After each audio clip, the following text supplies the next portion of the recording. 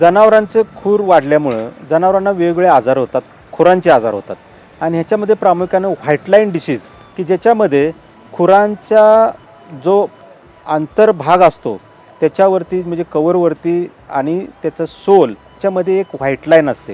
ह्या व्हाईट लाईनचा आजार की जे आत्ता आपण जी खूर छाटणी पाहिली त्या खूर छाटणीमध्ये त्याचं कवर काढलं जातं, तसं टोपण काढलं जातं.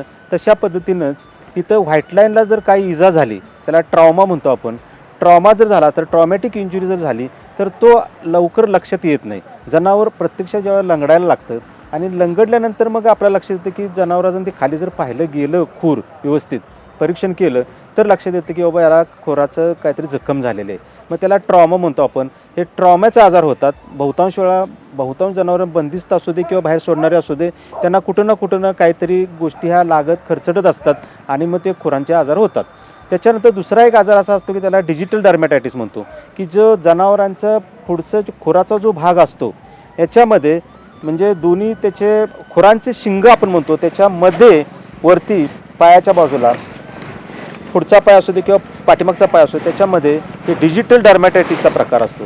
की डिजिटल डर्मॅटायटिस म्हणजे एक खर्जेसारखा प्रकार असतो की ज्याच्यामध्ये जनावराला ती जखम होते आणि जखम लवकर बरी होत नाही.